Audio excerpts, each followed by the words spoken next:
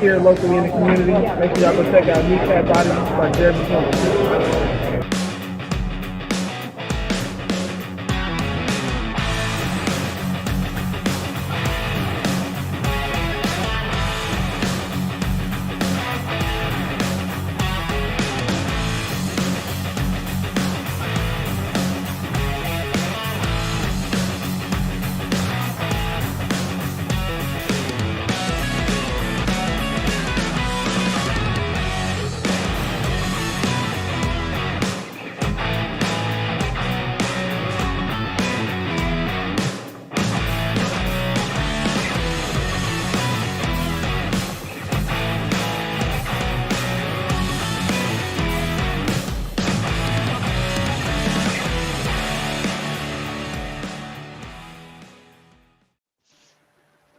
All right, it is NFL Roundtable Talks right here on Lions Talk with Smoke and Jeremy B and Von Doom because he's in the building.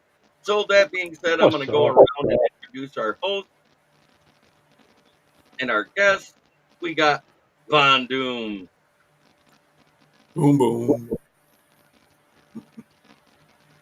Will Vogel. We have Jordan. Edelman. Polish Julian Edelman. We got Skull Guy here that can't catch a break when it comes to DB. Good Lord. Guy Blackman out for the season on the first day of camp with an ACL there. Damn. We also have the Strilla, the Thrilla, and last but not least, Ralph Williams of the Steelers fame here. So that being said, we are going to get right back into it.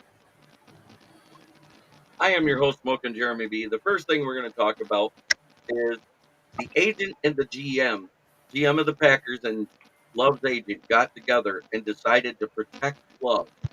So to me, it's not much of a diva thing because they want him to have his guaranteed money before they do his contract.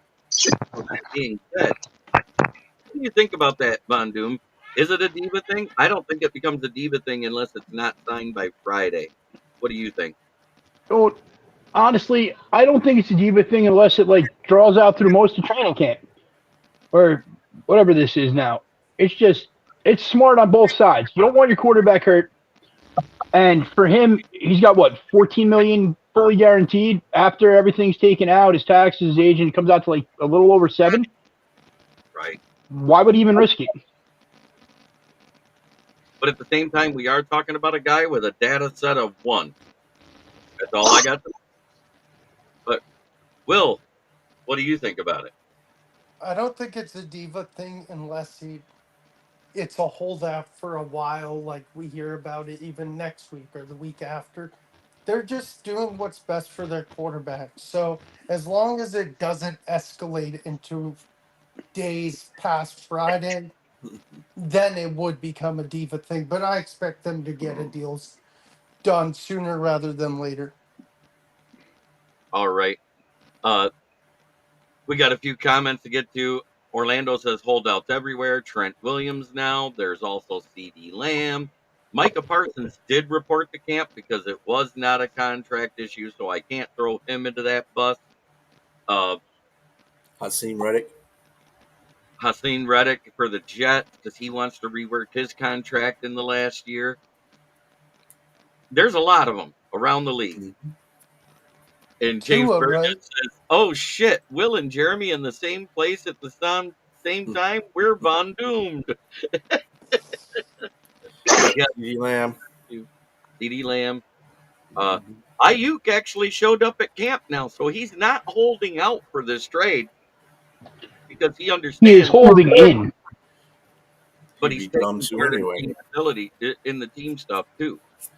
So that being said, what do you think? Getting traded? Mike?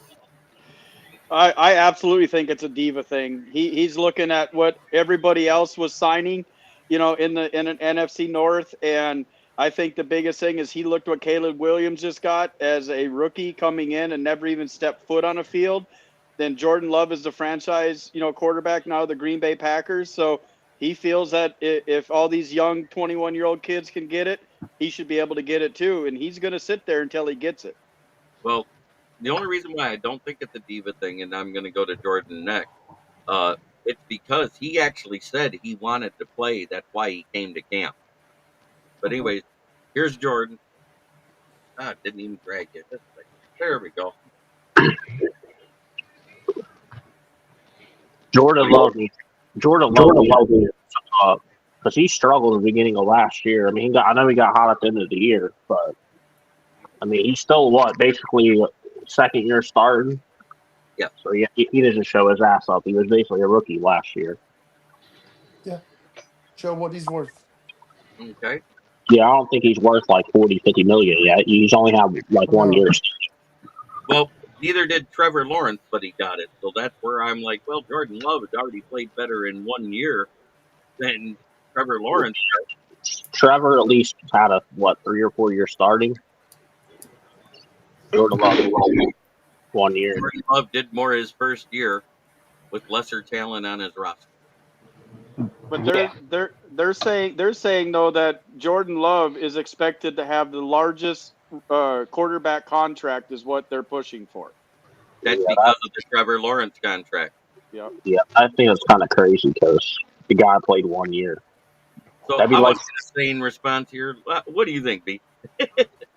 Well, I don't think it's a diva thing on Jordan Love's part. I mean, look at Caleb and JJ McCarthy. They're rookies. They haven't even played a down of football yet, and they're already demanding money, and they got their money.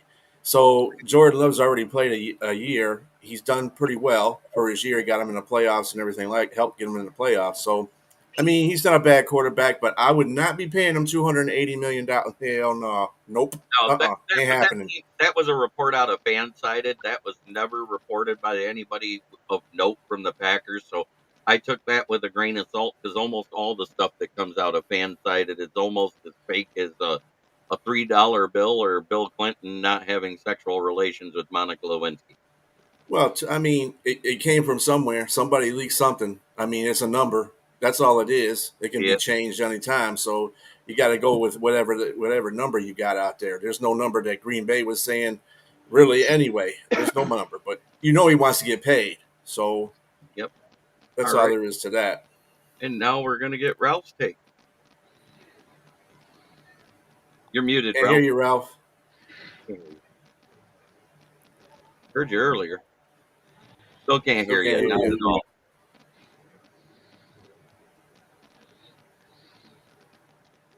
Nope. Yeah, no, he has no tell. Wonder if he accidentally hit the mute button somewhere. Ralph's like, this goddamn piece of shit. He'll be back in a minute. So for right now, I'll address the chat. Paul Jones says Love deserves that bag. While I say it, the data set at 1. I'm going to look at the whole season in a picture in a nutshell for you guys. He had 7 fantastic games where he looked like one of the greatest quarterbacks to ever play. But at the same time, he had 10 games where he looked mediocre to bad. It's one season. Yep.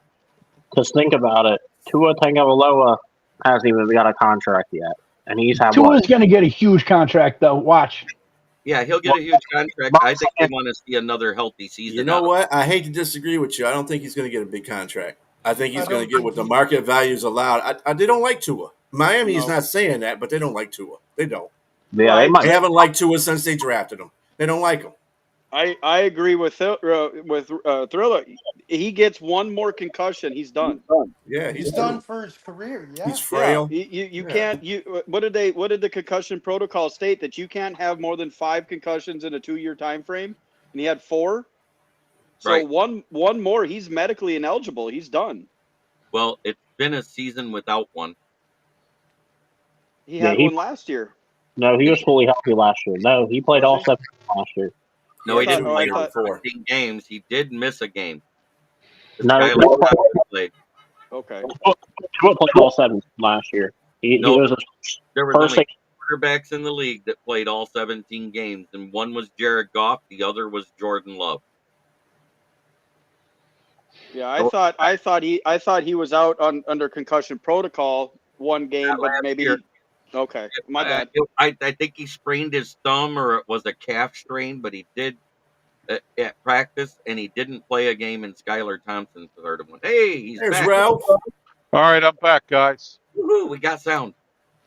All right, Jeremy. What I think, guys, what I think is that I believe if Jordan Love makes the decision himself, I think he'll. I don't think he'll take Green Bay to the cleaners. But if the agent makes the decision, I think he's going to take. He's going to take Green Bay to the cleaners.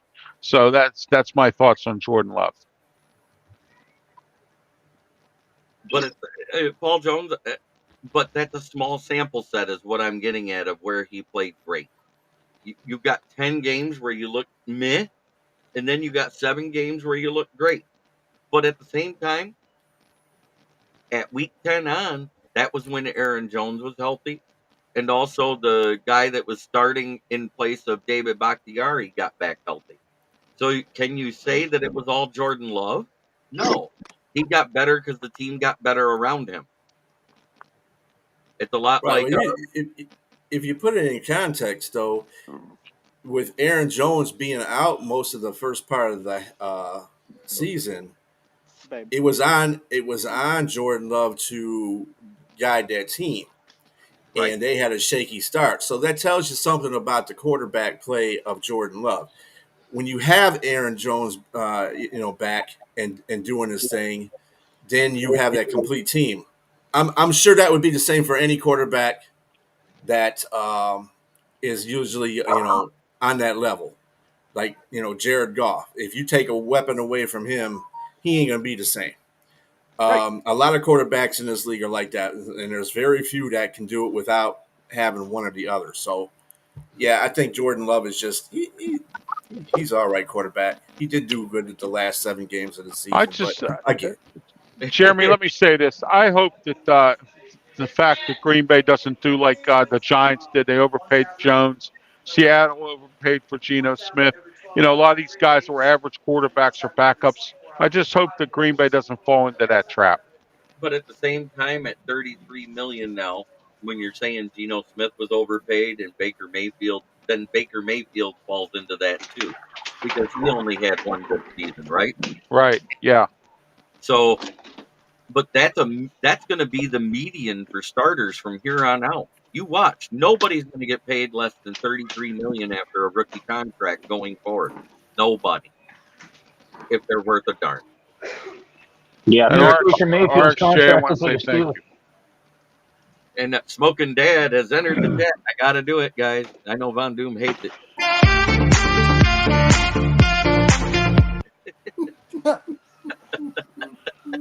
We need to get you a Uh, soundboard where you can put your own sounds on there. No, but I like it. It's got a good groove to it. But here in the chat, here's why Love can demand a bag of loot. Green Bay Packers grass themselves have publicly been in his promo ban, and now he wants Trump man money as a capitalist. I cannot blame him, and I'm kind of in the same spot. But at the same time, Trevor Lawrence got paid off of potential, not off of result. He's still getting paid for being a national championship quarterback. So as soon as Trevor Lawrence got that money, when he has basically Daniel Jones stats, Jordan Love had way better in year 1 than Trevor Lawrence had in his best year. Mm-hmm. Hey, So Davey, I'm going to apologize in advance if I go off rails and I offend people. Sorry, but fuck them. okay. But You watch what I sent you, you'll understand. I'm a little pissed off right now. I can't watch it right now because we're live, but Oh, I will watch it after. But at the same time, I do have to go back, and he goes, it's disclaimer time, and he's right. The views and opinions of Jeremy Ballrick Jr. do not reflect that of kneecap fighting with the Motor City Lions, nor I, Smoking Jeremy B. But he says, I think Baki is faster than Gibbs and JMO. And after I just read the report I read just before we went live, because it was the first thing that came up on my home feed when I opened the browser, Jameson Williams cooks every DB on the Lions roster today.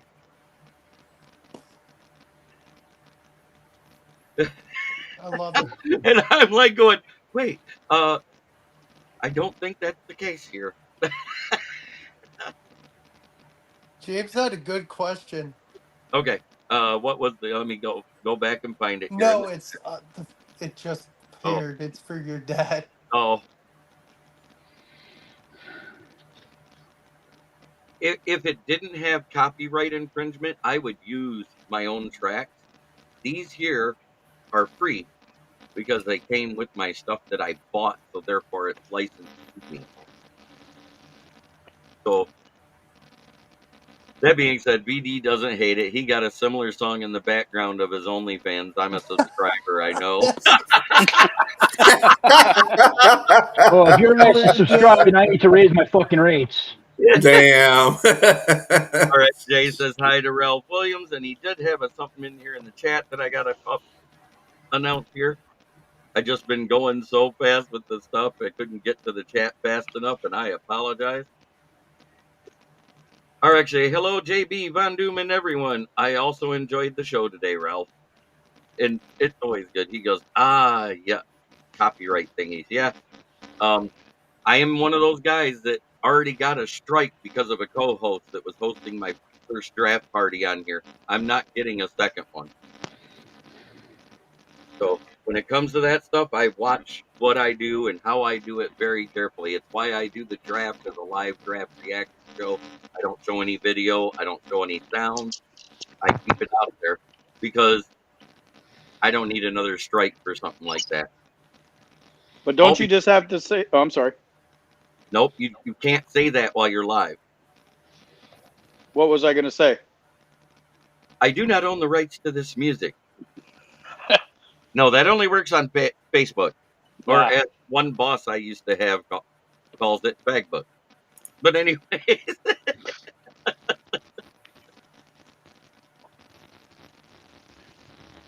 I would love to be able to play something cool. And I actually, if I had the recording of it, I would play my dad singing Henry VIII I Am at karaoke when I was hosting. I'm What getting the heck? off We of got some- feedback bad. Someone has really bad feedback. It's been coming off of both of you, Mike and Jordan. That's the only ones that are lit up when I look at my guest page. Here, let me hop out and I'll come back Wait, in. nope. It's mostly Jordan. It was a feedback loop off of your stuff. That's all it was. Oh, okay. For some reason, you got something when you move a certain way, Jordan, it feeds back horribly. Oh, okay. Probably a loose wire. I looked at it. It looks like he's wearing wireless. I'm gonna say I'm wearing. Yeah. Somebody's under the same frequency of you somewhere, and it's doing It's something. not Ralph headset. Leave Ralph alone, damn it. It is great to see everybody in the chat. Thank you. It's not my headset. Let's go into the next subject. I got to get back into Oh, I like this one. where I sent it out. I copied and pasted it, so I didn't have to. Emmanuel Ogbah, a defensive end, has been signed by the Dolphins. Do you think this helps their room? I'm going to start with you, Von Doom. What do you think? Yeah, it helps the room a bit. He's not what he used to be. I believe he was signed with them before at one point. Yep, he was. Yeah, wasn't he on his rookie contract there, went somewhere else, and now they signed him back? I think they had to because they need somebody opposite Bradley Chubb to free him up. Because last year, once the other defensive end got hurt, and that guy was a free agent this year, Bradley Chubb was basically eliminated from that defense because they just double teamed him all the time. Yep. James, man, government mind raise, man. We don't even want to start talking about the government right now, man, because I'll go on a rant, and it's not a good one. Hey, shout out to Fox News for calling Kamala Harris the original Hoxua girl.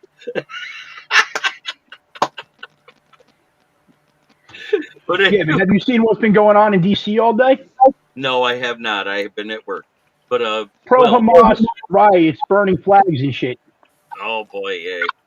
Will, what do you think about Emmanuel Ogbah going back to the Dolphins? I think it's going to help a lot because you got a pretty young defense. You got Jalen Phillips and you got Chop Robinson. I think Chubb's still there, right? Bradley Chubb. Mm-hmm. You got Bradley Chubb still, and also, it's good because he'll play alongside Bradley Chubb, and it's coming after Shaquille Barrett announced his retirement the other day. So yeah, in as of 2023, Ogba's stats are 268 total tackles, 42 and a half sacks, 8 forced fumbles, 4 fumble recoveries, uh, 39 pass deflections. So yeah, you're going to be replacing like a Shaquille Barrett, and uh, yeah, I think it was good because they scooped someone up in place of uh, Barrett, who just retired. Okay, that's what it was. I knew somebody left. He was about to be a free agent, if I remember right, and then He he retired. was. He was just about to hit free agency, and he just Okay. retired. And speaking of free agents who signed somewhere and then retired, today it was announced that Michael Gallup announced his retirement. That 8 was years signed by the only. Raiders. Because he was signed by the Raiders. I'm pretty sure Yeah. that's what it was. Yeah, I was shocked. He got signed to another team with a wide receiver he couldn't beat out on the depth chart. That was the problem. There couldn't be nobody else on a jet chart in Dallas either. So what's the point? I know. So, what do you think about it there, B? Emmanuel Ogbah. Well, he did play for him last year. The reason why his season was cut short because of injury, season end injury, so they released him in February, um, and then they just re-signed him back onto the squad. Obviously, because of Shaq Barrett had retired, so they needed somebody. But he's not a bad player. I mean, he was drafted by Cleveland, and then he went to Kansas City, and then he went to Miami. So I mean, he's been a pretty consistent player. I wouldn't say he's been a real great player, but he's been a consistent player. So that's good for them. All Miami's right. defense needs to be improved anyway. Oh I yeah, don't they know. just got chopped. I mean, everybody's getting old in that defense, really. Gallup could maybe be the wide receiver too from the That's Bears, Great. not the yeah, Canadian. wide receivers.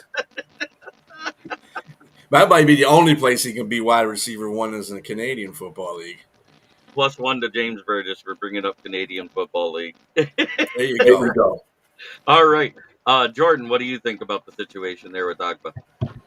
That's a good little depth. I mean, obviously, they need a rotational pass rusher with Shaq Barrett now retiring because you got Jalen Phillips on one end, and then you got Chubb. And I think Chubb's they already said is going to miss the first 4 games, so Mhm. this is probably kind of a replacement for him early in the year. Because Jalen Phillips is actually the best pass rusher. People don't know that, but he's actually the best pass rusher. From the middle It like was that. him and Alex Van Ginkel last year, but Phillips is coming back from a torn ACL. And here's one thing actually a lot of people don't know about Ogba. Ogba can also play inside, and they lost Christian Wilkins to the Raiders, so I think they're going to have Ogba play more inside on the third down pass rushing situations. Why are the Vikings still signing running backs? I just saw this Mohammed Ibrahim, former Lions UDFA, being signed by the Vikings. He is a U of M grad from Minnesota, so I could see why he's going back. Depth. That's why. Training camp. A body. That's why. Yep. He Okay. didn't do bad. He didn't do bad in Minnesota at University of Minnesota. He was actually a decent back, but Right, I know he was. I was happy when we signed him. I was hoping that he'd beat out Netflix, He'll be a preseason superstar. but he got hurt before the preseason started, and we waived him. Yeah, I like him. So what do you think about the Agba situation there? I mean, you're going to bring in a savvy old veteran, that's going to, help out. I mean, like I think it was Mondoon said, the defense is already getting old, so you need some stability. You lost, one to retirement. You got one on the pup list.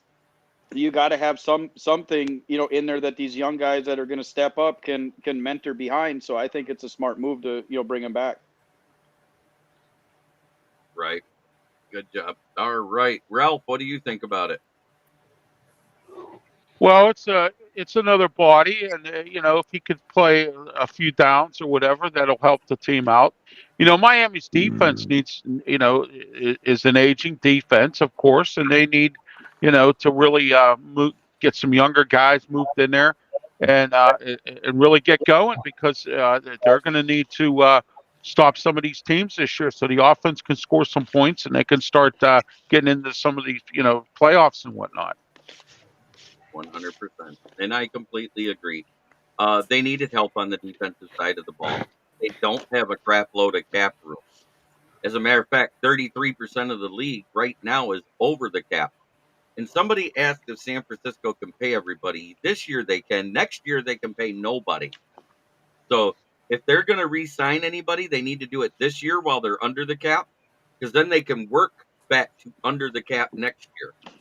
They're already 35 million over the cap due to penalties that were levied on them for falsifying their cap room last year. So that's how they ended up so far over the cap. Yeah. Because they forgot to log in their dead cap hits from the Trey Lance trade, cutting Jimmy G out of that contract, all sorts of stuff that they didn't include in their cap room. It was accident. It was an accident. Oh yeah, 100%. Yeah, that was an accident. Yeah. They did what they had to do to make a Super Bowl run. Is what they tried. Yeah. Right. That's what. I can't blame them. Just imagine all the restructures next offseason. Next They're year, going to get rid of players, not even restructured. $2 million in signing bonuses the rest of the way. They're going to do Shohei Ohtani contract. Can you do that in the NFL? Yes and no. You can always add 2 void years at the end of any contract. You can restructure everybody, lower it down, and then pay them 25% of their salary for 2 years. No. I mean, like we're doing with Ohtani, where he's getting that paycheck for the next 20 years after he retires. The Bobby Bonilla deal. It's not 20 years. He's due all of it the moment he retires. He got a 20-year playing contract at $2 million a year, and he signed a $600 million contract. And at the end, he's due the rest of it. When's it done with? I forget. It was a 20-year, $2 million a year playing contract. It was a $600 million total altogether, so that's $40 million. So he's going to be given $560 million at the time he retires. And there's not even a stipulation in it. If he could, tomorrow wake up and say, "I'm done," and they have to pay him. Right, because they guaranteed the whole thing. Yep. Yeah, but my question is there something in the NFL that says you can't do the Bobby Bonilla deal? Yes. They only allow 2 void years after your contract is done. That is in the CBA. The Bobby Bonilla deal doesn't end for 11 more years. No, Bobby Bonilla is done in a couple. No, wait. There was somebody else that just ended this year. Yeah, there was somebody who just ended. Ken Griffey Jr. with the Reds just ended this year. Yep, his ended this year. He didn't get quite the Bobby Bonilla contract, but it was close. Yeah, but that's smart. That's smart money management right there. You know that you're not going to play forever and just have mailbox money for all them years. Jeez. Oh, yeah. The other day, Greg Van Roten came into the Giants for a visit. He left without a contract. I heard he was signed, so that's a misnomer by my part. But I think they should sign him now with Evan Neal hitting the pup due to complications due to surgery. Do you agree with that, Leonard? I 100% agree with that. We need another guard because they moved Jermaine Omenor back to right tackle where he played all of last year. He's got familiarity with our offensive line coach and Omenor. And he was, a top 10 guard last year? He was 7th best guard according to PFF, the guard from Oakland. And he's not old? Well, he's not old, but he's a veteran. He's not going to cost a ton.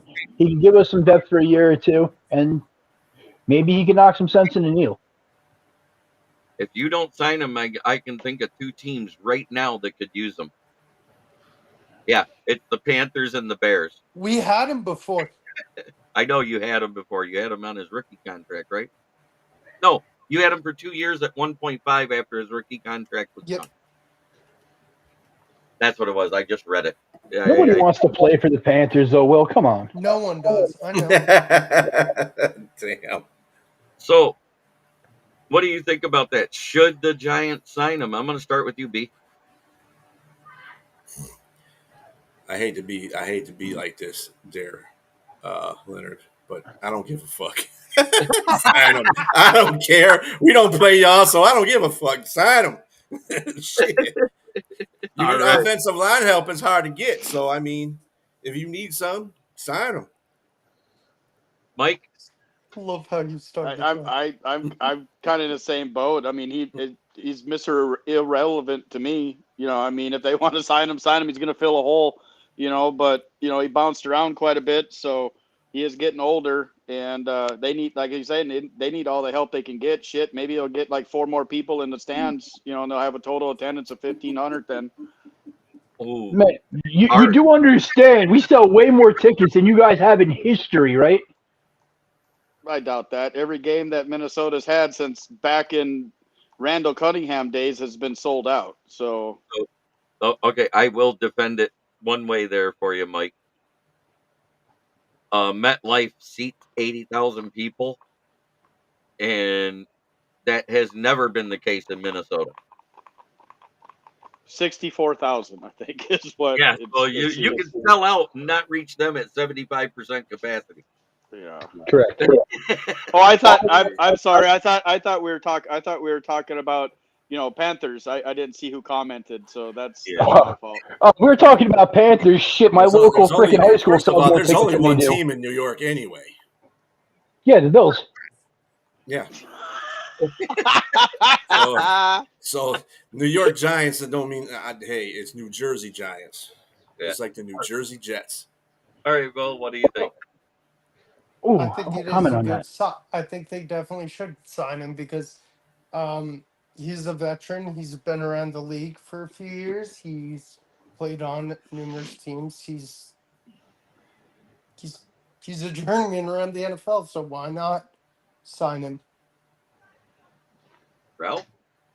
Hey, you need all the bodies you can get. If you need help somewhere, and you just never know, this guy might make the team. I mean, you know, training camp is where you could prove yourself and show yourself off and things like that. So I'm thinking, you know, hey, if you need a body, there you go. Amen. Yeah, exactly. Hell, we brought Justin Pugh in week 12 last year off the couch to start. No practice, no nothing. Right starting. Mm-hmm. All right, Jordan, what's your take on it?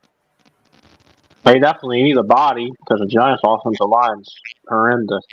And Daniel Jones don't run for his life every play. I agree with that, James. Carolina has good beer prices. They'll get $40K just for that. They took that $40K last year, and they were giving away 48-cent seats on Ticketmaster. I remember that. Hey, I got a quick comment though. When he said about the New Jersey Giants and Jets, the Giants were originally playing at the Polo Grounds in New York, so they were always the New York Giants. The Jets were originally the New Jersey Titans, though. Nice little. Does the Giants reside in New Jersey? Right now, yes, they do, but their headquarters is right God damn it, they're the on New Jersey Giants. Fifth Avenue. People can move. Fuck that. Stop calling Hey, yourself man. New York. You're not in New York. You're in New Jersey. I don't care where you're originally from. If that's the case, we can call the Cardinals Chicago Cardinals, can't we? No, If you want they to. play in Arizona. Well, they I play in will Arizona. say that they do have a Chicago. Nobody gonna call them Chicago Cardinals. Come on, quarterback with a record. There is a Chicago Cardinal quarterback with a record from 1950, just before they became the Bears, and that's most interceptions thrown in a game in a league where they didn't pass much back then. Was that Justin Fields? Was that Justin Fields' great grandfather? Interceptions in one game. I don't think that'll ever be broken unless they let Malik Willis be a starter for more than one game. But anyway, let Kirk Cousins Malik get Willis. flustered in Atlanta. We'll see. I'm with James Burgess. The Giants need to move back home. You know it, Von Doom. The Jets can go wherever the hell they want. I don't care. The only problem is that how the hell would anybody afford to go to a Giants game then if they moved the stadium to freaking New York? You figure we spent $2.5 billion on MetLife. Do you know how much that would have been more in New York just for the property alone? Yeah. That'd have been like an $8 billion stadium. You'd be paying like $500 a ticket for nosebleeds. Yep. That being said, we do have a few signings to talk about and a couple injury people coming back.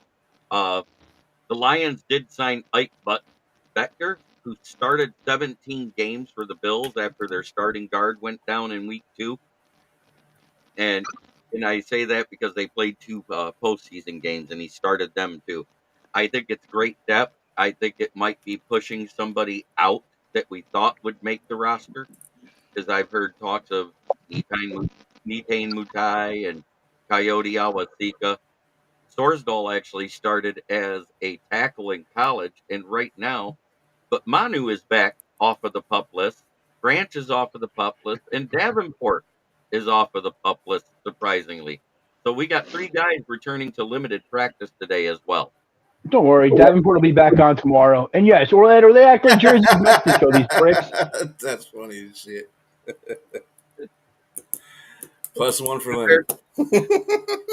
Giants pronouns or was never. Yeah. Okay. We can go there, Paul Jones. No, I'm not going there because I know better. They've got 2 Super Bowls in this millennium. Yeah. We're still 89. We still got 89 players on the roster, JB. Yep, we do. He forewarned us. He forewarned us that this was going to happen. So people are going to keep fucking with him. He's going to go off the rails. So I know. And that's the way I was like, I'm not going there. I'm not going there. Well, When's the cut? When do the cuts come out? What's the date? right after preseason, that week, just before the regular season, that 5 weeks that you have after the preseason's done, that's when they do the roster cuts. That's when you go from 90 to 53. There is no cut down each week like there used to be. So I kind of like the way they used to do the cut downs each week. That way some guys can move around to other teams. Right. It was better for that purpose. But now it's almost like that's a third free agency period. I know. Because after the cut downs, everybody waves who the guys they aren't that didn't make the team. And everybody swoops in by draft order on who they want. It's like a supplemental draft that week just before the week 1 starts. But they can designate the practice squad at any time though, can't they?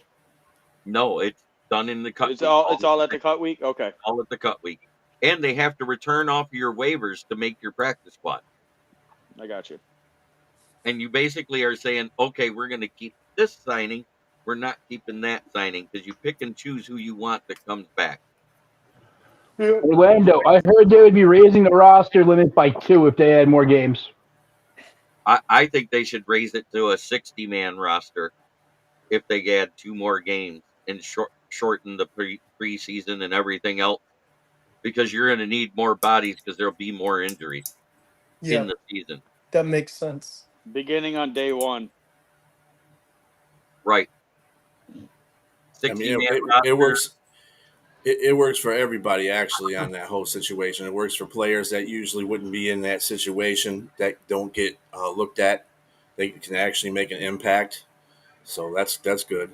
That's good for the league, at least as far as the more games is concerned. You got more players. So very good point here by James Burgess. And in a game where injury management has evolved, I got to say this, 55 or more man rosters are overdue. They are. Agreed. It hasn't raised from 53 since 12 games, right? That was when it went to 53-man rosters. Yeah. 12 games a year. So we went to 14, we went to 16, now we're at 17, and we're about to go to 18. So you're talking about a third of the games increase. There should have been a little bit more increase in the roster room instead of just practice squad. Mm-hmm. Hopefully that gets brought up in I think NFLPA may be able to add some of that in when that CBA is done in 2026, because that's when it's due. It's not this coming year, it's the year after that. Remember, it was the 2020-2021 year when they added to everything. Matt Henry of Bears fame comes in. Top of the evening, y'all. So, Yep. other than that, Odell Beckham Jr. hit the pup list for the Texans. Shocker! Dolphins. Dolphins. No, he got signed to the Texans. Did he Dolphins. really? When? He I got signed knew to that. was it the Texans or was it the Dolphins? It's the Dolphins. Dolphins. Or Yeah. Because he oh because no, remember No, Remember you're he he thinking said of it's Diggs. Trouble. he said it's too damn hot down here. yeah, Mr. Dawkins better. Who OBJ said it was Trouble. too hot down there? Yeah, Yes. LBJ came out after he signed with Miami and said it's too damn hot down here. Such a loser. And I that wouldn't be bad either. Like the last 4 weeks of the injuries, adopt the extended rosters like Major League Baseball the last 4 weeks of the season. That wouldn't be a bad deal. Jeremy, I have to head out because I'm going to be on that other There, podcast Ralph. later. All I right, am Ralph. honored Bye, to be a Ralph. Thank you. Have a great one, guys. Thank you. You too, Be buddy. safe. Thanks, Ralph. Thank you. Don't forget to Hey, check out JB. our media. Yeah. By the way, Saturday, 9 a.m., the External Bum Show. Our new co-host, Jeremy Baldwick, along with Scott Morganroth, Leo Haggerty, and myself. And YouTube, Facebook, and Twitch. No more on Twitter X because I'm not paying Elon Musk any money. So, I know that's right. That's why I share the link. I don't go live into Twitter yeah. anymore. Yep. And There you go. you need to. He's got to pay Trump. Yeah. Hey, I'd rather him pay Trump. There you go. Well, Have a good one, guys. Thank you. You too, Ralph. All right. You Yep. you did see that this is the very first promotion that Carmilla had, with from a man actually pulling out, right? Mm-hmm. Oh, that's evil. Hey, man, you know what? It is what it is. Can we really knock it? So she sucked a little dick to get to the top. Shit happens. Chicken It was nugget. more. would It say was. It Trump was. did the It same was thing. more. It was more than a little. I would say Trump did the same thing. Let's get off the politics. Chicken Nugget King in the house. He will be a guest with us on Friday at the Lions Fan Cave chat. Hey, JB, what do you So think let's- about the Bears safety, Jonathan Owens, skipping training camp to support his wife in the Olympics? Absolutely. I think that's great because a happy wife, a happy life. Oh, James Burgess says cream pie Kamala. I love that Fox News anchor came out and called Kamala Harris the original Hawk Dua girl. So hey, we were just talking about signings. Did you see that Christian Darrisaw with the Vikings just got a big contract as well? Yep. Well deserved. He earned it. Yeah. He's been the Yeah. best tackle you guys have had in a long time. Yeah, Yeah. he is your best tackle. It's your best offensive lineman, period. Unfortunately, yes. A Love did sign today. Oh, he That would did. be How much is it? Julian Love. Oh, He signed Julian. today. 3 years, $36 million. Yep, $36 million, 3 years. So He he got a signed payday. today. Yes, he did. Well, he's not bad. He's not a bad safety. He's probably one of the most underrated safeties I've seen in a while too, because he does play pretty well in the backfield. Something that everybody's paying attention to the corners for Seattle, but the back is where it's at. But anyway. Yep. So I see Addison is back practicing there, Mike. Yeah. I sent Jeremy a link earlier, a video that they showed Darnold going deep to Diggs, and all of a sudden number 3 popped in the background. I'm like, oh shit, he's back. I was like, so we'll see if what the suspension is. Everything I've seen on Skull North is they're talking anywhere between 3 to 6 games. Mm-hmm. Jeremy. But then he can appeal it too.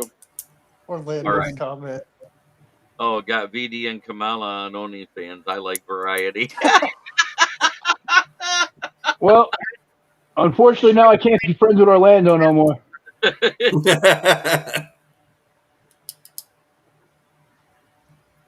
And of course, Camaro was out there talking about he wasn't going to skip. He wants a new deal. He ain't going to skip practices because he said he ain't stupid. Right. But he Because wants a new deal.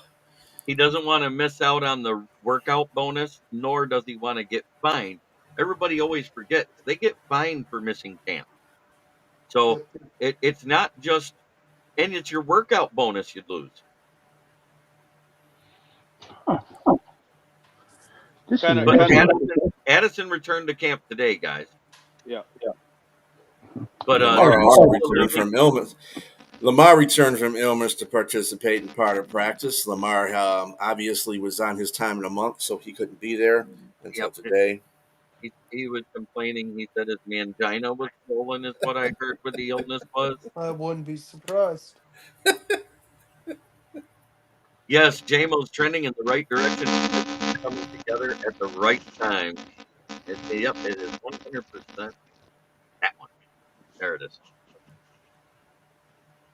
It sounds like an electric drum with a short in it when it goes off there, Jordan. Still there. And Purdy over there making 900K. You know he can be mad all he wants. He's on a rookie contract. Yep. Yep, JMO lit up our secondary. He burned our DB so bad that they had to go sit in the ice bath to cool their asses off. Where's Von Doom go? I'm right here. Oh, I didn't see Somebody him. just hopped in. Who was it? Oh, it's Jordan. Let's see if that's any better. So far, so good. Well, it is practice. A, B.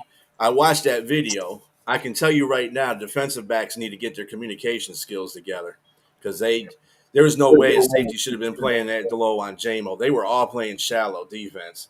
Again, it was practice, so it probably was just something that the defensive coordinator said, let's play a shallow defense, and JMO just went up a post on the ass. So that's what happens. So whatever. It reminded me of his very first play as a Lion for a touchdown when he went up against Minnesota safeties.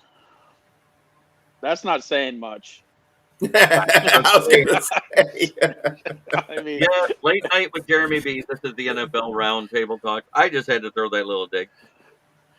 Arnold Well, said he I mean, 4-1 out. the fact his first touchdown, he was wide the hell open. So I mean, there was nobody around him. Nobody. Like Keith Sweat. Nobody. well, I mean, look at half of our games when our DBs got burnt. There was nobody around them, because they bite. I mean, they suck up on double moves, and they're fools. They're thinking pick six, and it's six the other way, and it happened what 9 times last year, I think. And I'm going to say it right now. Thank you, Quasi Quezi, for taking that 30-second pick and picking Lewis Seen. Yeah. So that you guys couldn't? Absolutely.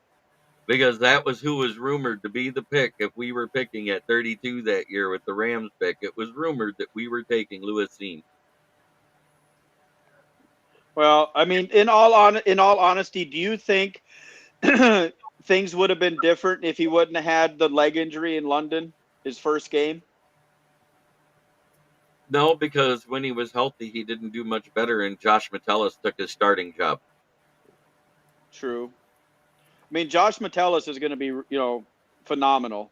I like Josh Metellus, and I said when you guys drafted him on my draft show, I said, watch, that's their starter because Lewis Seen is not that guy. No, no. And Nay, whatever you want to call him.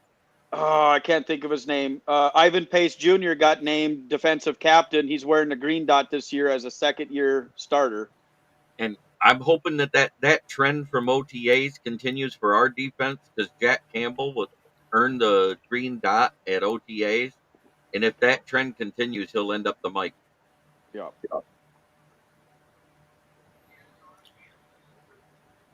Yeah.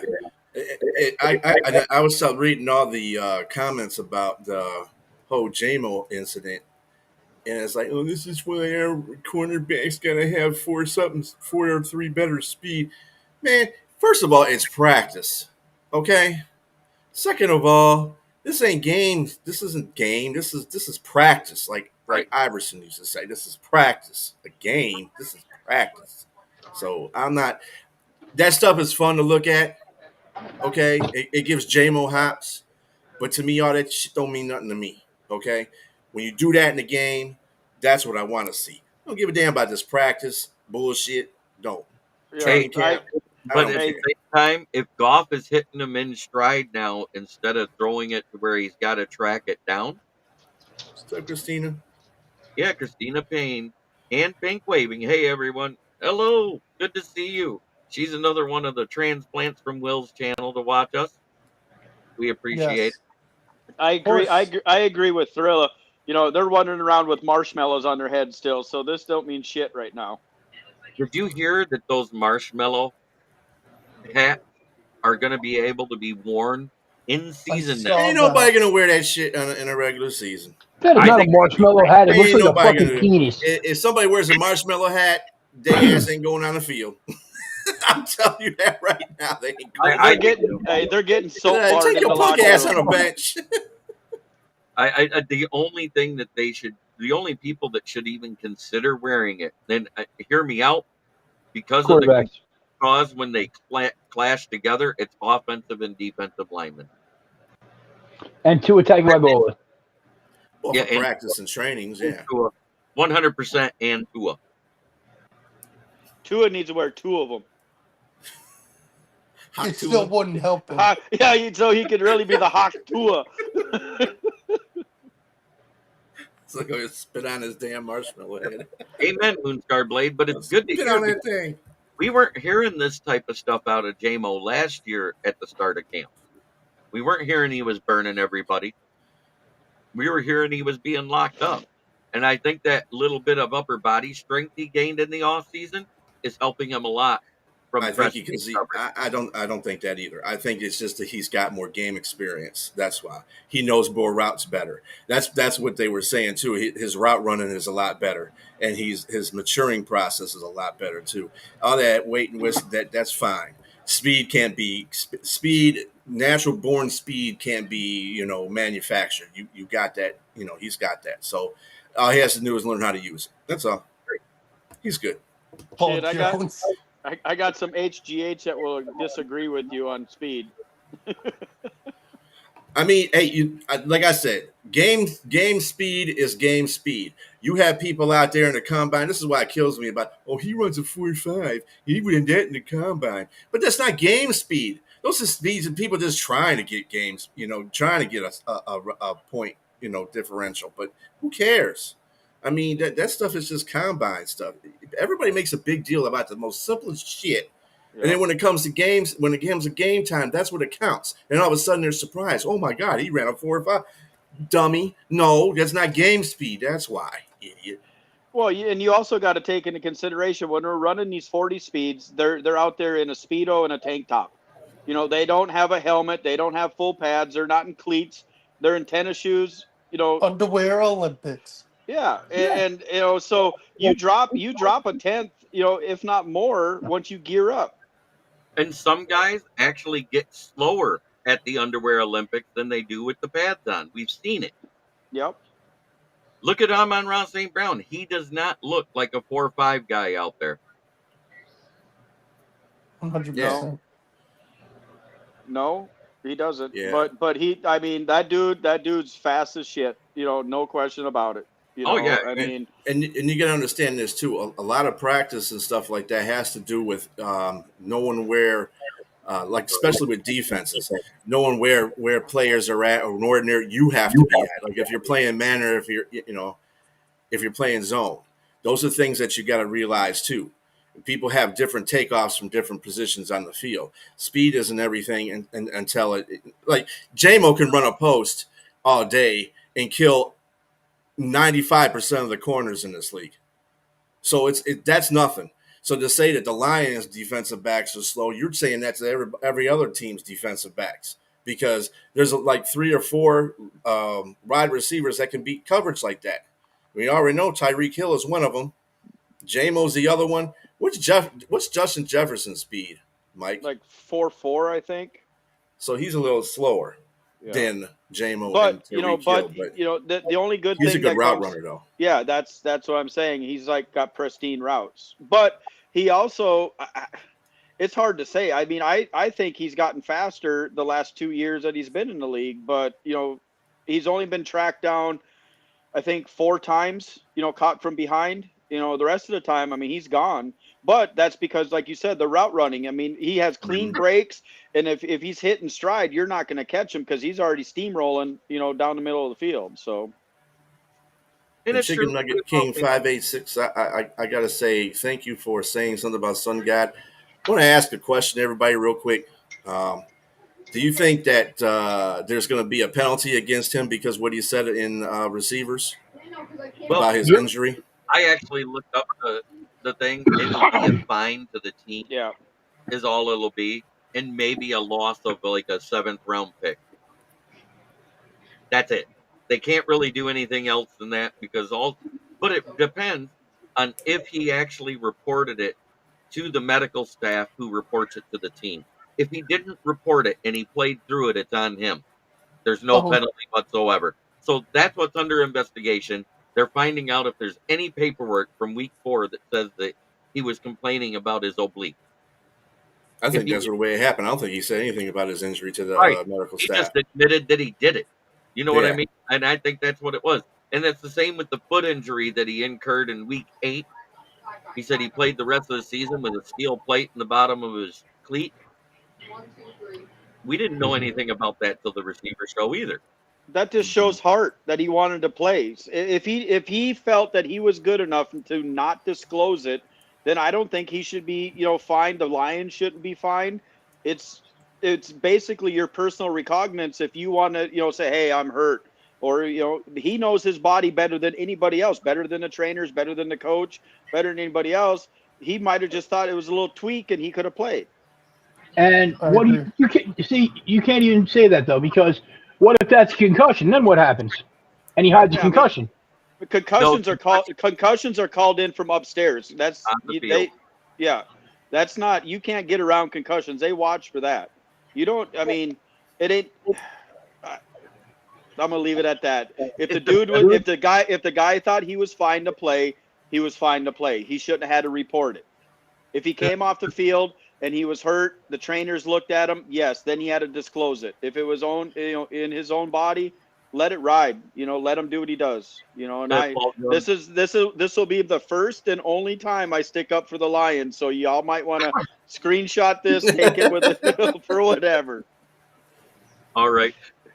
Paul Jones gets a +3 for this. The penalty for St. Brown is he has to watch a season of Panther games on repeat. Oh man. That is punishment. That is big time I'll punishment. take sorry, Will. I'll take the I'll Moonstar take the fine. I'd Right. take the Gets fun a too. +2 for this because he said, "Man, St. Brown's dad told him to shut up and stop crying, just suck it up." I believe that he went home complaining about being hurt, and that's the conversation that happened because Mister Universe isn't going to let his kid wuss out. Well, it's just like all of our dads. I think all of us are old enough in here. When we got hurt playing sport, what did our dad say? Quit being a pussy, rub some dirt on that shit, and get back in. Yup. You And know, My, Rumble comes in and said he's a sun god. The sun regenerates his health like Superman. what's up, Rumbo? My co-host Rumble. from JB, Nothing I But gotta the run, Smoke. man. All I've right, got to hey, run we in a minute. understand, Von Doom. Have a good night. We'll catch you on All right, Friday. Leonard, man. All right, man. good night, No Later. bud. brother. Okay, Bye, guys. Chicken Nugget King says I was binge watching Receivers on Netflix. That shit gave me a different look on the NFL. Love the show. It's same as when we watched the quarterback show. And you know Mm-hmm. what? At the end of the year, everybody is like, "Oh man, Mariota was doing so good and everything else." At the end of the season, you were like, "Wow, Mariota's a bitch." All right, Will, shout out your channel and head out. My channel's WVogs18. I do sports cards and comic books, and I do lives every so often. And we talk about whatever comic books, cards, sports, whatever. Anybody's welcome to join. All right, have a good night, sir. Thank you for being here. I'll see you next Wednesday. Have a Yes, good night. sir. Yep, that's right. He's out this Friday. Oh, good. Bye. Damn. Yeah, rub that dirt. God made dirt, so it won't hurt. That's what That's we were right. told as kids. When we were came home from playing softball out in gravel pits because we didn't have a softball field in our neighborhood, and we slid into home and we'd be picking out rocks out of our knees. Dad would say, "Go rub some good dirt in it." Yep. That being said, it just proves how tough Amon Ross St. Brown really is, whether he reported it or not, and we get fined or not. Yes, All right, Rumble, well, you're in. there you go, brother. We got Rumble. We got Chicken Nugget King. I know we got Bistrilla the Thriller. Going to be a lit show for Lions Fan Cave Chat because I'm going to accumulate all the Lions training camp news I can that's newsworthy, not clickbait rumor shit. That's the best stuff, though. Come on, the National Enquirer of Detroit. Hey, you know what? That's not me. Bistrilla, that's one of the reasons why he likes coming on my show That's because fake news. I Fake debunk news. 90% of that clickbait shit immediately. Yeah. The only one I agree with, and I think even Bistrilla might like it, is the rumor that with Matthew Judon being on the trade block. That's the only one I'd even consider going for with Detroit. Yeah, I would too, because Davenport's already been hurt. He's already been on a pup. So we'll see. Yep. So I'm Kind of gonna concerns me. last what was it last Sunday, I talked about Thielen, that were talking about Thielen reuniting in Minnesota. I'm going to debunk that myself. I watched some of the film from the Panthers first day of training camp today, and the dude was catching 90% of the passes today, so he ain't going nowhere. Yeah, I don't think they're letting them go unless you're giving them a day 2 pick. Oh, is this the same day too that they were pumping up Deontay Johnson? Because I saw that too. That was like pumping up Deontay Johnson. That's like pumping up Chase Claypool. Uh, That was Deontay's a better receiver than Chase. I know I'll he put is, it but he's that way. still the same equivalent. You know what I'm saying? You that ain't was heard. such. Ooh, Amon Ross sets team bars for a lot of shit already. I'm pretty sure coaches tell Rooks, be like him. You might get reps on Sunday. I To really grasp the concept of Amon St. Brown, you have to watch a lot of like he has that show with his brother, the St. Brown brothers, want and he also he was on Pivot the other time. I was just watching that today, and he a lot of stuff. This dude is smart as hell, tough as hell. His mama taught him German and French, and she only talks to him in German most of the time. So unless they're around company or something like that, but other than that, they just talk German to each other. and he He learned went to school in Germany. he learned conversational Japanese in high school. Yeah, mm-hmm. The dude is a smart guy. That IQ is off the chain.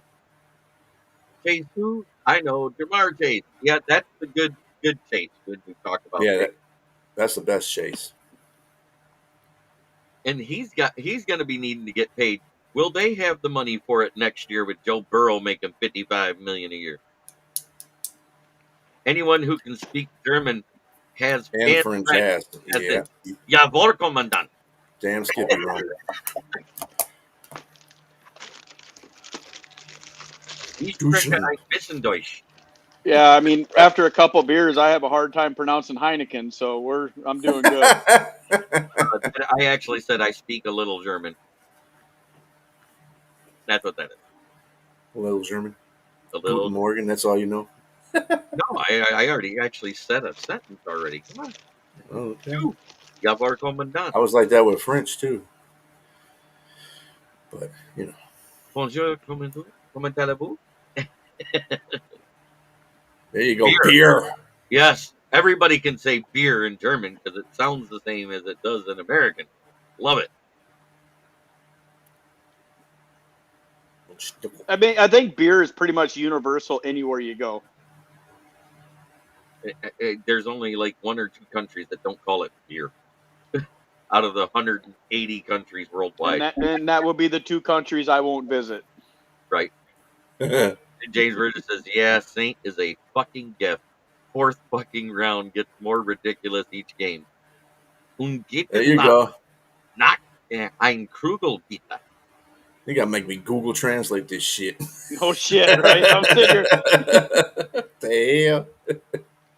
The Chicken nuggeting. I never spoke German or been in Germany before, but I can damn sure understand French swear words. Well, you know, it's funny. My father's side, it comes from Germany. Straight. My father's side is straight German, and my family, my cousins live in Gutensburg, Germany, which is a few miles from Berlin, and it's a little village there. And I don't know a lick of German. That's a damn shame. I went over there one summer for just to go over there to visit and stuff like. I was My like, what the hell? Sounds like you guys are angry. my grandfather was first generation American for our family out of Germany. My great grandfather and his twin brother moved to Tiffin, Ohio in 1909 and started a potato farm and created Ulrich's potato chips. My grandfather pissed him off and got excommunicated from the family, so I get none of that money. I got you all beat. Today. I've been married to an Hispanic woman for 25 years, and all I know is how to ask her for another beer when I'm hungry or when she's pissed off at me. So we're doing good. Oh, I'm sure those arguments go well when she's pissed off at you. She be cussing you Oh, out in Spanish. I mean, it sounds sexy if she's mad or happy. So I mean, it's one of them things. She can say, I can get away calling that motherfucker any kind of damn name. Yep. You don't know. I don't. No, I know when she's pissed. We get them Yeah. good conversations. But yeah. There you go. And James already says, I went to school in Vienna for a while, so I'll stop it. But slapshot is even funnier in German than in English. I'll take your word for it, James. Same here. LOL and tacos. Yeah. Tacos, burritos, and enchiladas. Yeah, we know you love the Latinas chicken nugget. I He want said, to. thanks, Gramps. But my grandfather used to say, "Du bist voller Scheiße," all the time whenever we were telling stories. And it wasn't until I took conversational German my senior year of high school when I found out that meant you're full of shit.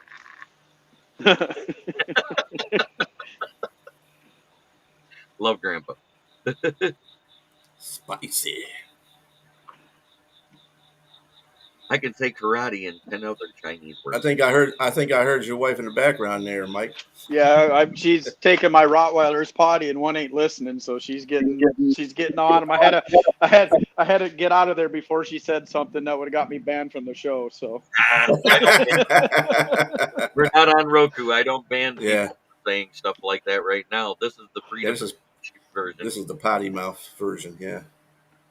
And like I said, and yes, I got it from Bandit, and I'll give him the credit right now. It's Sam Laporta Potty because he shits on defenses everywhere. Of course, we know Bandit and his colorful metaphors. That's the let One me of the see more the polite. universal ethnically way to say it. He says it Yeah. a different way too, which Yeah. I can't say. So Tree. Oh no, never Rumble mind. knows what I'm talking about. Yeah, he's laughing already up there. Yeah, I love that nickname when he said it on my show the first time. I was like, hell yeah, I'm using that one. Mm-hmm. Sam Laporta potty shitting on people.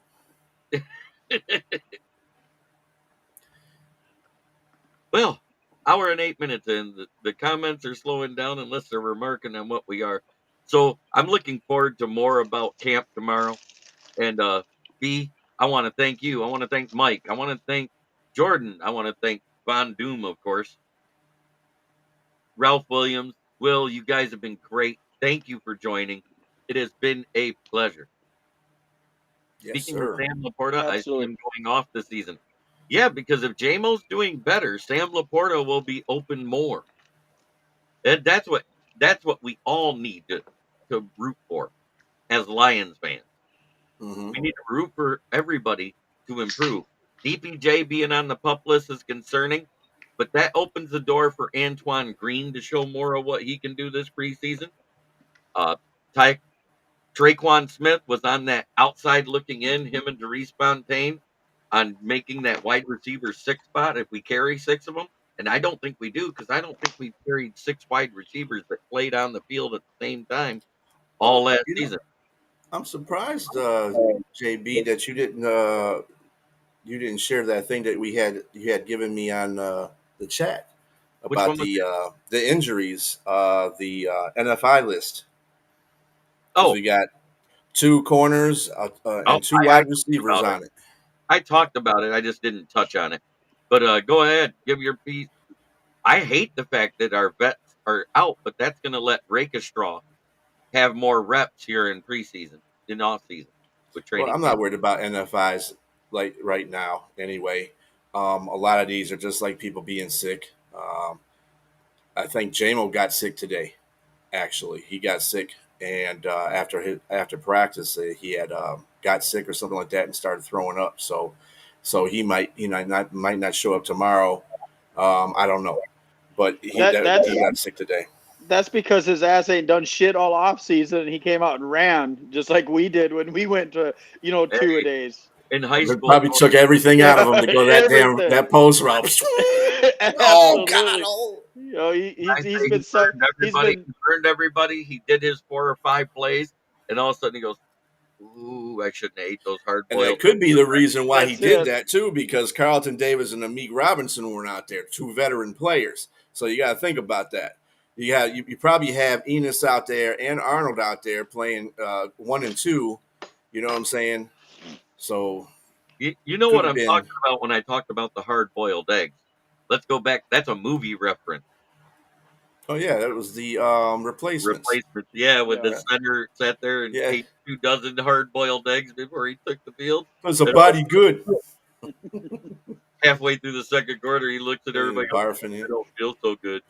They did that dance. He got the bubblies. Right. My man, the mute guy was hunting because he was about to throw up in the damn huddle. They did that damn shuffle. That was pretty funny. That was a good movie. I love that movie. Hey, Jeremy, who did I send you in the messenger chat that the Vikings signed in the secondary? I can't log out to see it. Was it Ty Chandler again? No, it wasn't Ty Chandler. It was somebody you guys brought back. It was one of your UDFAs from last year. I got it in the Viking chat here too.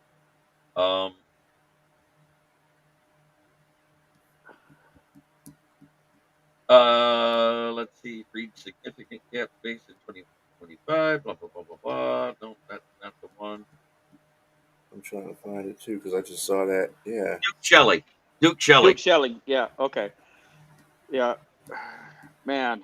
But do you remember what Madden said during the replacements when the whole huddle moved because the guy puked? He goes, "Oh, we got to move or I'm going to be sick." He goes, "Hey, give them credit. It's the first time they moved as a team all day." Right. Yeah. John Madden. Yep. Oh, that was great. Oh, Jordan bounced out. But thank you, everybody, for being in the chat. It's time to talk about our sponsors, and we all know our favorite sponsor. We love to say it. I love it when Leonard says it the best because I don't have his voice, but it's right here. That doesn't pay me a dime, but it's FTP. Y'all know what it is. Packers. Fuck the Packers. Yes. We can agree with that. But I'm really getting sick of their fans.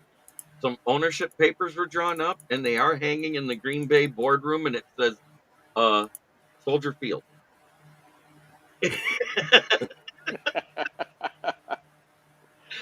But at the same time, Dan Campbell was given 100 shares of Green Bay, and he's able to rename Lambeau now to Ford Field North because he's undefeated in Lambeau. Dan Campbell Stadium. That's what we're naming it. That's what we're going to name it, Dan Campbell Stadium. You hear the guy on, what's his name? Adam, he's on the NFL Network. But anyway, Adam Schefter.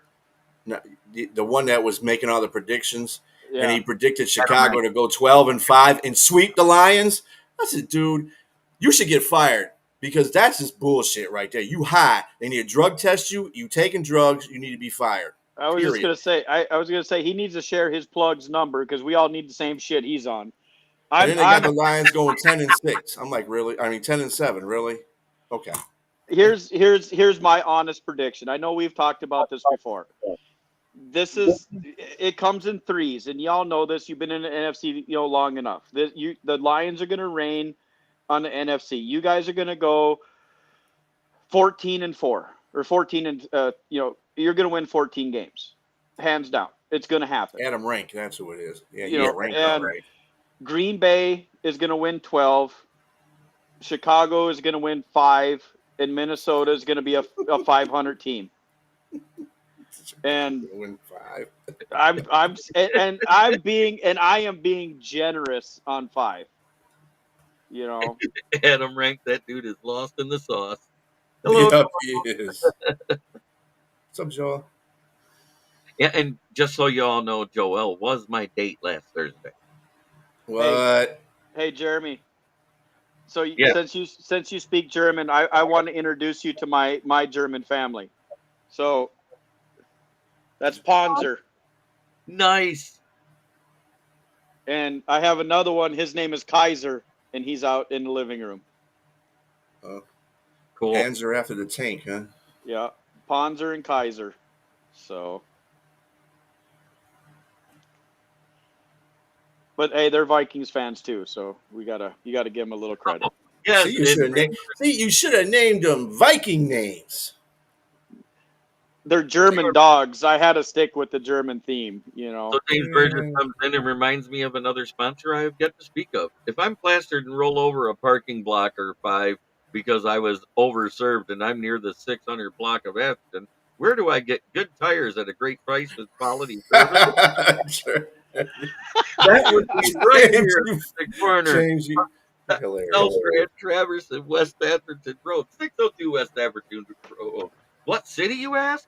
Flint, where the water's shit, but the tires are great. There at Brandon Service. Used tires, $40 a piece. New tires, call and get your quote. 810-233-8230. Talk to George, Red, or myself. Or if you decide, fuck it, just ask for Jeremy, and if I'm not there, they'll tell me you called. But that being said, the best part of last night was being on an Arizona Diamondback podcast in the chat, and there was a couple Bears fans on there, and one of them absolutely hates the Caleb Williams pick. He was calling him Caleb Williams all night. I mean, if the shoe fits. Rawr. Rawr. I wonder if after he paints Jeremy. his nails when he goes out on the field, is he throws it this way and he goes, to show his nails after every pass. It'd be funny if he threw like a girl. Jeremy does it best when he talks about the draft day when they told him to give him a bear down. I even said that to a couple buddies at work, and they just died laughing. They're like, "We got to check out this podcast because it sounds like you guys have fun." Oh yeah, we do. You know what? It's not really talking shit if it's a fact, but when Caleb Williams gets up and that Chicago reporter says, "Hey Caleb, can you give us a bear down?" He grabbed that mic with those pink fingernails and he goes, "Go Bears!" Go Bears! Right then, he became LGBTQB1. Yes. Oh, poor Caleb. He's done it to himself. And I'm going to say it right now. If he lives up to 50% of his potential, and that O-line is as good as it looks on paper because every position interior-wise looks improved from last season, they should win 8 games or more. I mean, it's possible. Yeah. And Sam Darnold could be out there throwing darts too. Oh, I mean, look at it. He's got some good. See, Sam Darnold will probably play a lot better because he's got capable receivers to throw it to. I don't think he's had capable receivers to throw it to. Well, I mean, you got it. Also, Minnesota doesn't have that bad of an offensive line now. We've done good, and laugh all you want. No, we're talking about. I had to post it up. Flint, where the water might kill you, but still won't make you want to paint your nails. I know that's right. No, I really think that Sam Darnold's going to have, I'm biased, and yes, everybody knows that. I think he's going to have a breakout year. Every so-called washed-up quarterback that's ever came back to Minnesota has had a phenomenal first year with them. It goes to, Case Keenum, Randall Cunningham, what was his name? I mean, even Warren Moon. Everybody thought he was washed up. Brett Favre. Brett Favre. And even Brad Johnson, excelled in Minnesota. He did better in Tampa Bay, but Dante Culpepper. I mean, they have a knack of having great quarterbacks. I mean, they resurrected Kirk Cousins, from what he was doing, and he had. I mean, he was Mr. Mediocre, but he had great regular season, sucked in the playoffs. Put up phenomenal numbers, and you can't do that without a good offensive line and a good half-ass defense. And this is the second year of Flores, and I think that the defense is what's going to win us games, and we'll just see. Oh, we said that. I think playoffs are a mental thing. I don't think that Kirk Cousins was a bad quarterback. I just think No. that I think the whole Vikings team in a whole was there. The mentality. It's kind of like the Dallas mentality, where Dallas, they could do great during the regular season. When they get in the playoffs, they fall on their face. They face plant on the field. So I mean, there's certain teams that just do that. It's weird. It's like Philadelphia last year, where they win like 11 games and then they just went right down the drain. Everybody can see us now. We don't have as many people. And that's the downfall to Minnesota. We absolutely are fucking horrid on primetime games. We're absolutely horrid in the playoffs, but we're a fear to be reckoned with during the regular season. But, that's why, I'm 49 years old and I am so accustomed to saying maybe next year, because that's all I've ever said my whole life. Well, all I know is Plessy signed Darnold because he named the ghosts he sees on the field Justin and Jordan.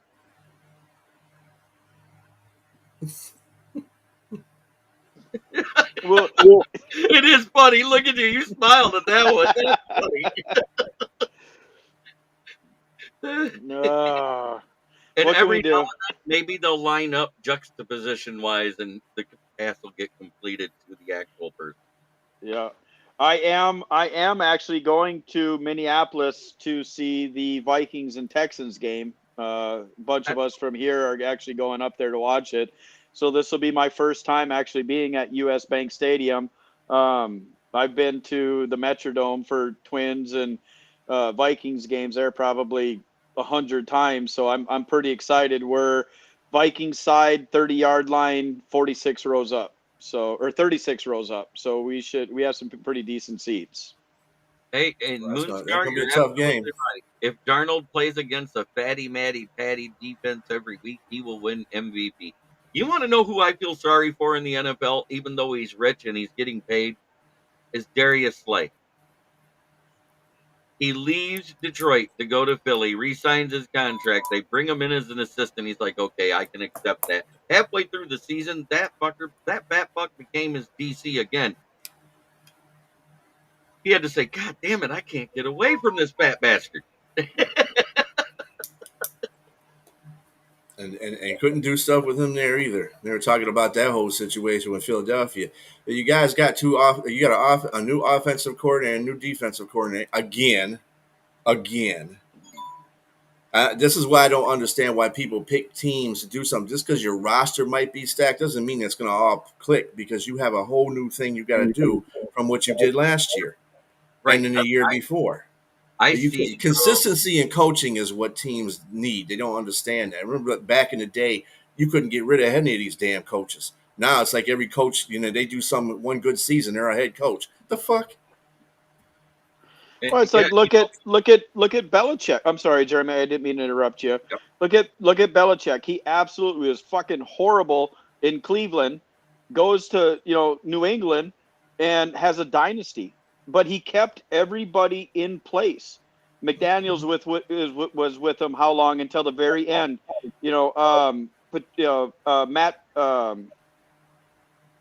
Matt Patricia, was with him, and he was a mastermind with Bill Belichick. He went to the Lions and was absolutely horrible. Horrible ain't If even a you think word. about it, he designed the one play that won the Super Bowl versus Matt Ryan and the fail cants who stopped running the ball because Kyle Scamahan was Yeah. the OC at that time. He has a tendency to do that in those big games every time. He Yep. stops running the ball in the Super Bowl. If you're I think he dominating, learned his lesson. say what? I think He he never, learned his lesson. he never learned his lesson. He's done it twice with San Francisco now. Yep. I mean, that's and Well, you. No, Jeremy's got a point. So Kyle Shanahan all year, you stuffed the ball down everybody's throat. You fed Christian McCaffrey. You ran with at Mossert, least in and Super Bowls, yeah. and then you go to the Super Bowl and think all of a sudden you're going to air it out. I mean, what the fuck? You And don't with go the lead, away from don't go away from what got you there. That's like, the world, going to the world's, like the Astros or the Yankees going to the World Series and not using their pitcher in game 1 and game 5. I mean, it's just the Well, I mean, dumbest that'll thing be you the could ever same thing you use. could say about Lamar Jackson, too. I mean, they get to this Absolutely. point, and I'm not just putting it on him either, but they don't use him as like against Kansas City. What happened to the running game? And somebody that follows NFL, he's like, well, he stopped it. No, he didn't. No, he didn't. You got to keep running. They didn't stop Lamar. You can't stop Lamar. What's the point? Just to answer this comment, if you wanted to bring Belichick to Michigan State to make them good, you're going to have to resurrect, Tom Landry and Vince Lombardi to make that team even half-assed decent. and then I mean, that defense didn't even give up a lot of points to Kansas City. Wasn't No. one of right. their touchdowns a pick six because they were throwing the ball too much? Yes. So if But you yet think about it, they fired a defensive coordinator. they fire the defensive coordinator who didn't even give up the go-ahead touchdown. No. That Offensive defense coordinator. was legit. The offensive coordinator or the head coach should have been on the block. Yep. And Steve Wilkes gets screwed out of another head coaching job because that's what should have happened. Steve Wilkes should have been promoted to head coach, and Kyle Scamahan should have been given his walking paper. Yep.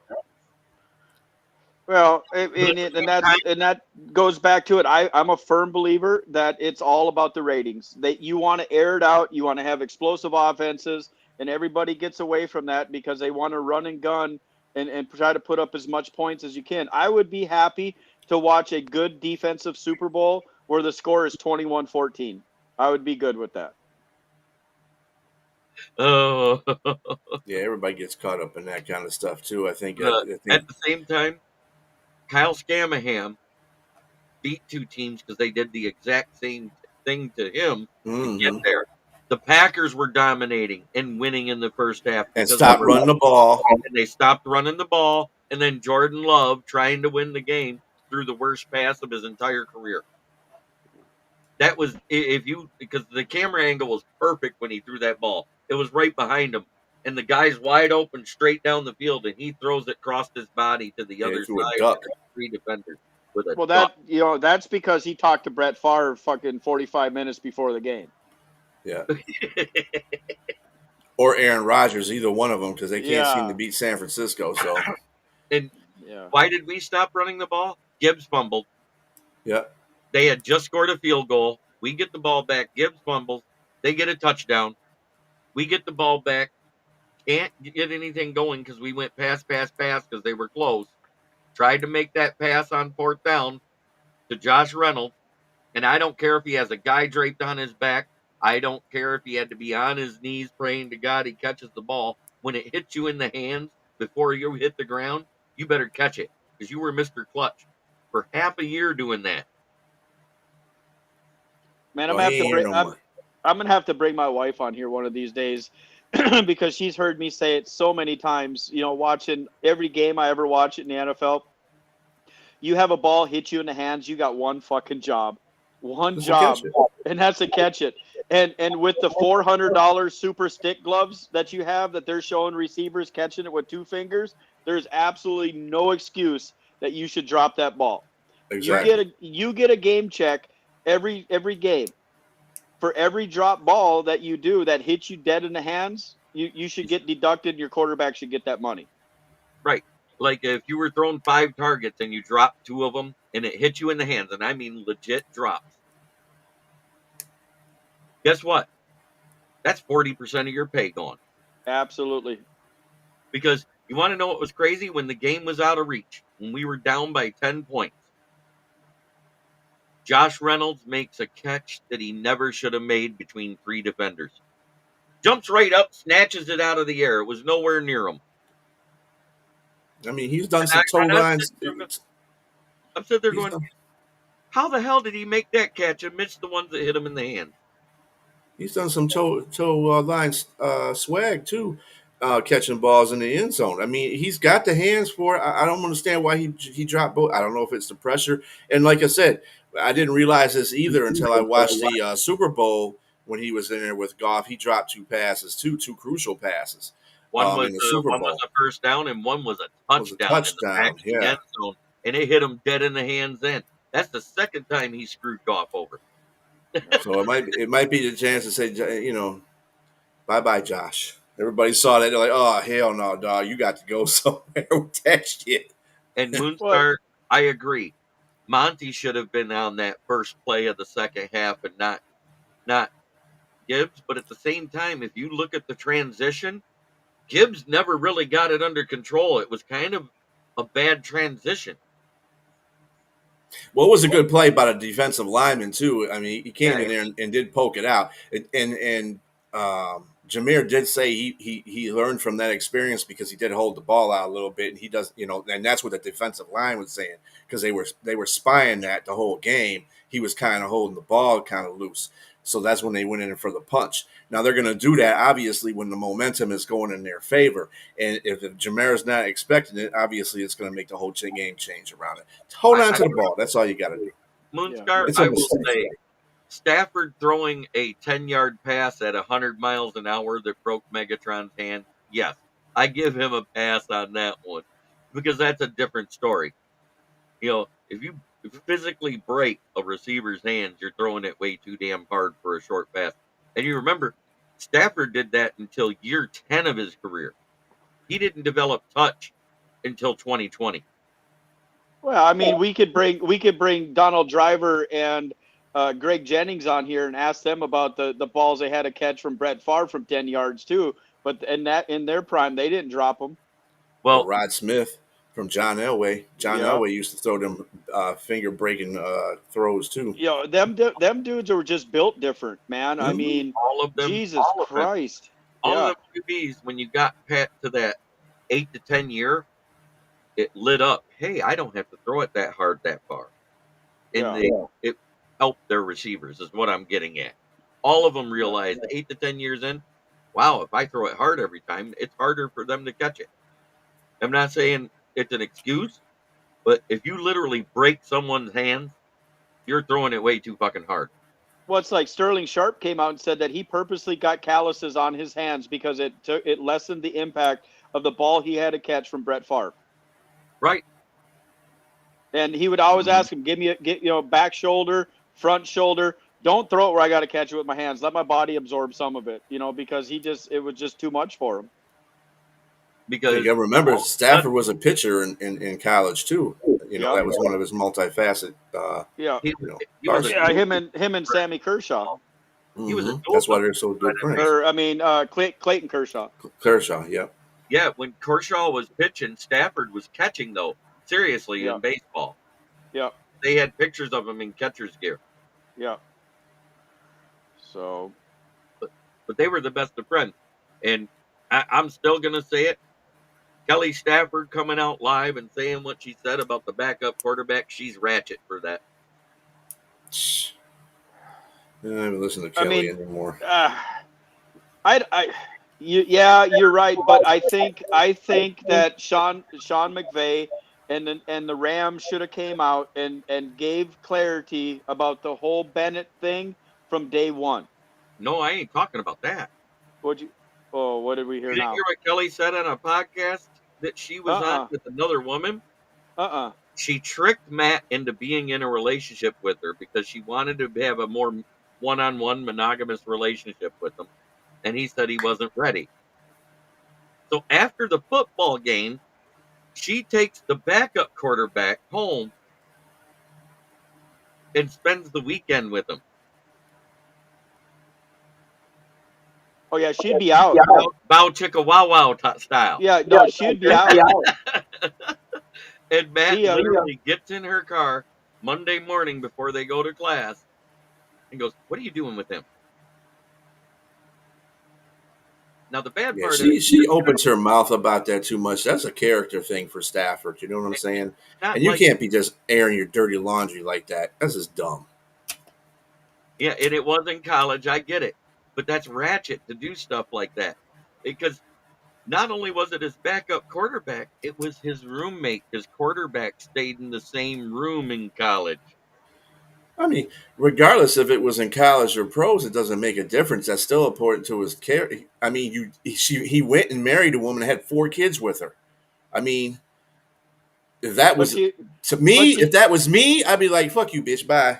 yeah, Yeah, You know what I'm exactly. saying? But she hoard around just to get his attention. I yeah. Yeah, mean, Yeah. no, no, And no, you want no, to know what no. the bad part is? Guess what this backup that's what I'm saying. quarterback's name was? Huh. Joe Cox.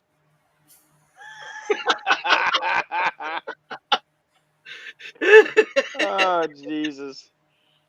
And he was his roommate. Right. Oh, that's I was like, horrible. man, what happened when he came home after the game? Was the dirty sock on the doorknob?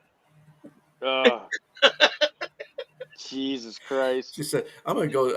I just want to know if his name is means that he's got one like that." Right. Right. Damn, Oh, you couldn't fuck with a receiver. You had to go fuck with the damn quarterback that your boyfriend. Oh, Yeah, it was that's bad. just bad. That was bad all the way around by Kelly. And I the part hey, is a, I would have left her right then and I there. I'd would have have been too. like, this hey, guy be is a like, hey, current. what? Is your sister still got the same number? Right. The bad part is that this guy currently is married and is a quarterback coach for a college somewhere. Oh yeah. And he has received death threats, and the wife had received messages. How do you stay with a man that was with a trampy bitch like that? Mm-hmm. She did put that on herself, but at the same time, I mean, we're talking about it so that in the terms of it, it's bad for his character. Right. Why would you go out there and even say anything about that? Let that be a college secret. You know what I'm saying? Why do you have to go out on a podcast, which you know people are going to be looking at? People that follow your husband are going to be looking at that. Why would you even go out there and say stupid shit like that? This is dumb. Attention, Makes you look like a hoe. Makes you look attention. like a hoe, and it makes your husband look like he was a fool for marrying your dumb ass. So now I do know that a couple of my friends that watch this show used to live in the same neighborhood as the Staffords in Detroit when they were here, and he used to go to the same gym. Now I'm going to tell him you should have took your shot. Shoot your shot, motherfucker. Shoot your shot. Oh my goodness.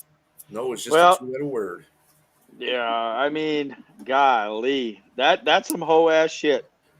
Well, he I said mean, she said Joe Cox was the bad boy of the team. He was the partier. I was like, oh, so he was like the backup quarterback on the first season of Blue Mountain State. He was Well, with a fucking name like Cox, I would think yeah. he would be a partier. anything with 2 tits and a heartbeat and drinking every night. That's what he was doing. He didn't want to be the starter. And the bad part is this was at Georgia, Right. which is one of the biggest Bible Belt areas of our country. And she was Good supposed to be night. a good Catholic Christian girl. Yeah, bullshit. Catholic priests don't like little boys either. Golly. Staff had range and ask her. He could have maybe done it one handed, lol. Oh.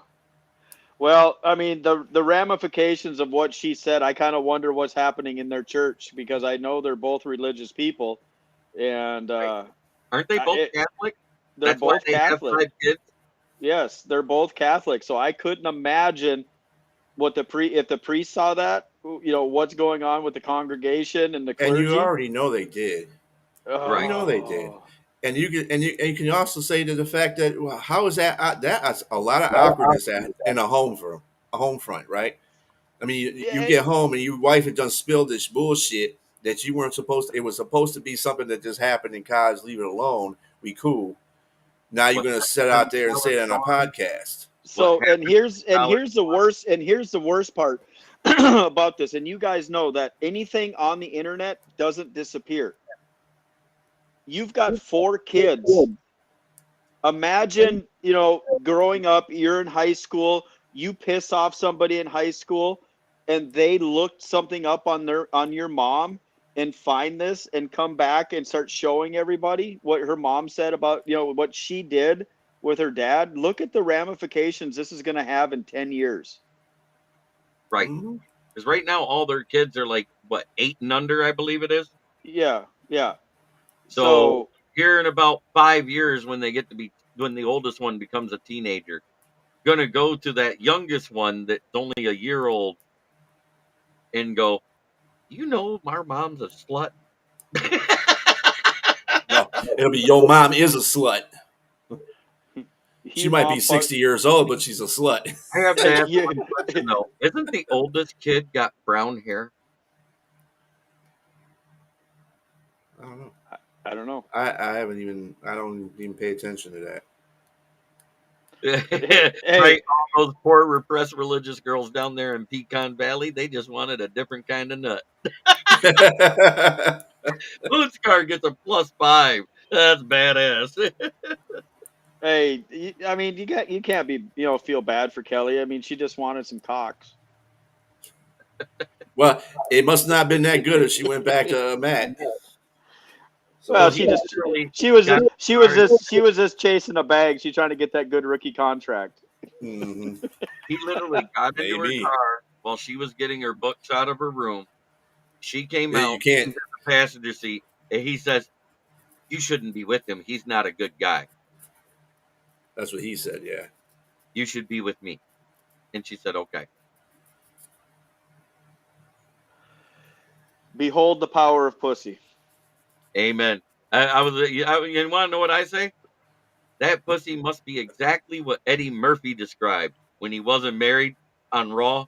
He goes, I don't want to buy it, but I wouldn't mind one that has fireworks shoot out her ass and go off everywhere. I'll put that shit on lease with the option to buy. I That's tell you her. what, I know Matthew Stafford. He probably grunge fucked the hell out of her after that one. No, they're Catholic. They only do it missionary with the lights off. Shit. It's only I've for been with procreation. Catholic girls and ain't none of that going on. Ain't none of that going on. Put it this way, most of the Catholic girls I knew back then, in those days, Let's pray. Let us pray. they would sell faster than an OnlyFans girl does for $20. Oh shit. Where's Von Duke with his subscription? Let's find out. Let us pray, Moonscar Blade. Somebody told me that's the reason why Catholic music is like, oh, that's because some girls they're getting it. That's what it is. It's the moaning. That's the moaning of the girls. See, the old book back in the 60s, 70s, and 50s about Catholic priests, they said, what do Catholic priests eat on Friday? And they used to say none. Everything that came out in the 80s, 90s, and 2000s proved it wasn't none they were eating. Oh shit. Poor Catholics. Thank God I'm not. Yeah, same here. That's right. But thank you everybody for watching. It's been a wonderful night. I Smoke and Jeremy B need a smoke. So therefore, we're going to end the show on this note. Try every day to be a better person than you were the day before. That's the only way to make the world a better place. B Strilla, tell everybody where they can find you. We are going to be premiering on Nothing But the Smoke probably a little bit after August 14th, or the end of training camp, that is. And it's going to be me and my partner, Rumble. We're going to be up there talking training camp. After that, it'll be preseason, post-preseason, and regular season show. And then we'll be going on to our regular season of all 32 teams, plus the Lions. Wait, you said it's Nothing But the Smoke is your first guest. Got a video of Kelly Stafford? That gives up nothing but the smoke. I'll just do the hot 2 on her. I'll put her head where that girl's head. It goes, you got to spit on that thing. That's how I have her on there like that. Mike, I'll let everybody know they can find you right here on the NFL Roundtable Talks and on our Sunday NFC North and East Power Hours. It is that's been a blast so far. We're trying to get more NFC East guys in here. It's hard to get them guys other than Von Doom to show up for some reason. I think Because there's it's football. because the fucking internet doesn't work in their mom's basement. That's why. Oh, that's what it is. Okay, got it. And some people got to send the link too that you didn't do Sunday, JB, because I Yeah, said I it was know. going I to be on forgot. Sunday. I forgot. You got it this week. You'll be there. Well, unfortunately, now this week I got I got a show to be on with Rumble. So, But hey, guys, I do have to tell you one thing. My daughter and my son-in-law are coming in for Virginia. He's stationed out there in the Navy. We Okay. just found out that he re-upped for another 4 years. So they're not moving back to Texas quite yet. But we're going on a family vacation the 2nd through the 6th of August. So I'm gonna miss the Sunday with you guys when they're in town because I am going to spend time with my granddaughter and my daughter and my son-in-law. So just want to give you a heads up. I won't be Next week you're not on here. that. Gotcha. Yep. so hey, is he stationed at No Fuck Virginia? Yeah. Okay. Yeah. He re-upped. They made him a chief petty officer, first class, and gave him a pretty good hefty raise, per month. So Awesome stuff. Joel just got out of work at 10 Hey, man, o'clock. thank him for us for his service, man. Yeah, I was in the Navy too, man. Go Navy. Absolutely, I most definitely will. Yeah, he's on the Mercher. It's a guided cruise missile ship. By the way, I can't believe there was some podcasters and they do this trivia and they say,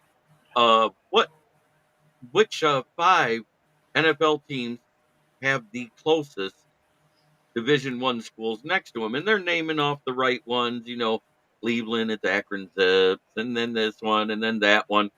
And they couldn't get the 5th one. And he goes, well, I'll give you a hint. The team's Baltimore, and they couldn't get it right.